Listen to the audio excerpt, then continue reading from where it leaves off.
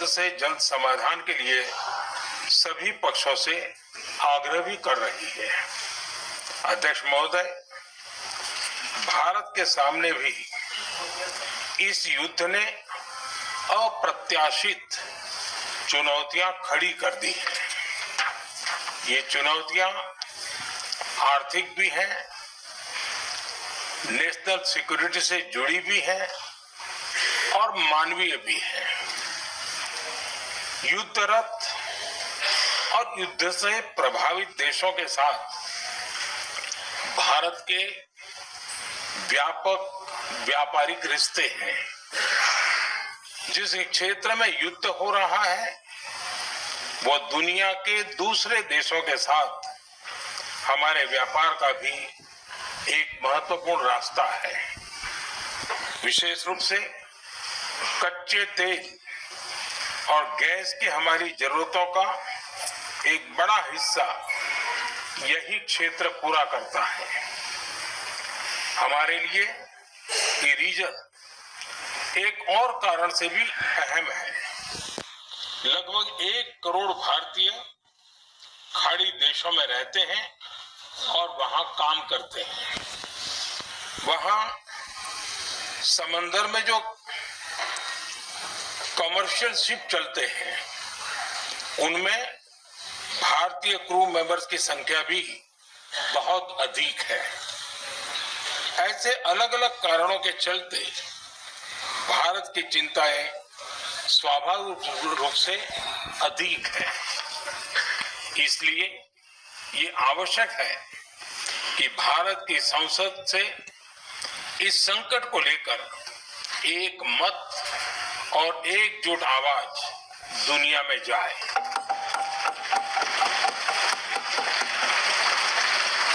अध्यक्ष जी,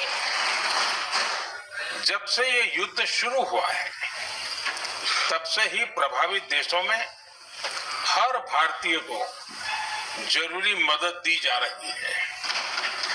मैंने खुद पश्चिम एशिया के ज्यादातर देशों के राष्ट्राध्यक्षों के साथ 2 राउंड फोन पर बात की है। सभी ने भारतीयों की सुरक्षा का पूरा आश्वासन दिया है।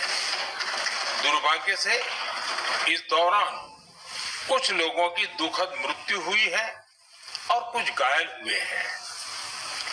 ऐसे मुश्किल हालात में परिवारजनों को आवश्यक मदद दी जा रही है। जो घायल है उनका बेहतर इलाज सुनिश्चित कराया जा रहा है। अध्यक्ष जी, प्रभावित देशों में हमारे जितने भी मिशन हैं वो निरंतर भारतीयों की मदद करने में जुटे हैं। वहां काम करने वाले भारतीय हो या फिर जो टूरिस्ट वहां गए हैं, सभी को हर संभव मदद दी जा रही है। हमारे मिशन नियमित रूप से एडवाइजरी जारी कर रहे हैं। यहाँ भारत में और अन्य प्रभावित देशों में 24/7 कंट्रोल रूम और आपातकालीन हेल्पलाइन स्थापित की गई है।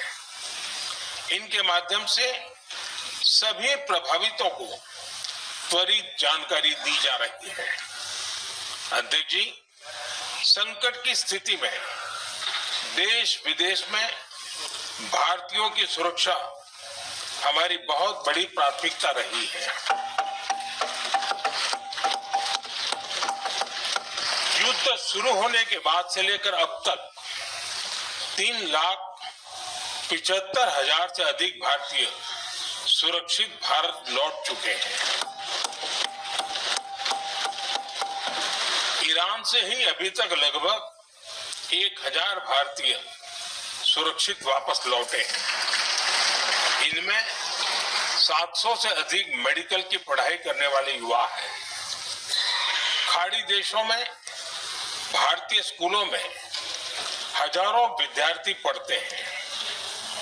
सीबीएसई ने ऐसे सभी भारतीय स्कूलों में होने वाली कक्षा 10वीं और 12वीं की निर्धारित परीक्षाओं को रद्द कर दिया है।